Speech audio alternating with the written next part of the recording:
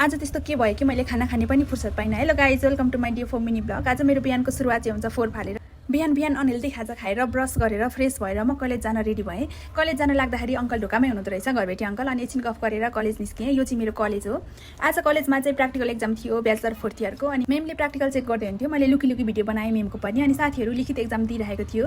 अनि त्यस्तो धेरै टाइट त हुँदैन प्र्याक्टिकल एक्जाममा, तर पनि एक्जाम भनेको एक्जामै हो भन्दै म चाहिँ एक्जाम दिइसकेर आज स्कुलमा डान्स सिकाउन जानुपर्ने थियो। बिहिबार चाहिँ म एकदमै बिजी हुन्छु गाइज, त्यही भएर बसमा गइरहेको थिएँ। डाँसी जानुपर्ने हुन्छ। चाबेलबाट डाँसी पुग्न चाहिँ लगभग लोकल बसमा आधा 45 मिनट त लागि नै हाल्छ। अनि मलाई एकदम धेरै भोक लागेको थियो गाइज बिहानदेखि। अनि त्यही भएर मैले चाहिँ चाउमिन खाएँ।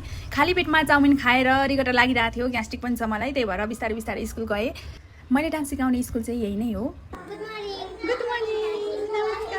म स्कुल पुग्ने बित्तिकै नानी बाबुहरू चाहिँ ढोकामै आएर गुड मर्निङ म्याम, नमस्कार भन्दै हुन्थ्यो। अनि सबै नानी बाबुहरू चाहिँ एकदम खुसी हुनुहुन्थ्यो मलाई देखेर। धेरै पछि लगभग 2 हप्तापछि गएको म स्कुल। अनि त्यसपछि नानीहरूलाई हल्का डान्सहरू सिकाएँ। अनि नर्सरी एलकेजीमा त एकदम सानो नानी बाबुहरू पनि हुनुहुन्छ। कति गाह्रो हुन्छ होला डान्स गर्न, तर पनि मजाले सिक्नुहुन्छ, खुसी लाग्छ। स्कुलमा खाजा खाने बेला भयो, खाजा चाहिँ चटपटे थियो आज। अनि खाजा खाएर म चाहिँ घर फर्किएँ। बाटोमा एकदम धेरै काम भइरहेको थियो। हाइवेदेखि अलिकति भित्र पस्नुपर्छ, 5 मिनट जति हिँड्नुपर्छ। अनि डाँसी चोकमा एकछिन बसेपछि बस पनि आयो। अनि म बस चढेर रुमतिर आएँ। बाटोमा पनि एकदम धेरै गर्मी भइरहेको थियो। अनि मैले चिसो किनेर खाँदै रुम आएँ। रुम आइपुगेपछि चाहिँ बहिनीले खाजा पकाएको रहेछ, पास्ता। अनि म चाहिँ खाजा खान थालेँ बसेर। अनि यहाँ पनि मैले जङ्क फुडै खाएँ गाइज, हेर्नु न।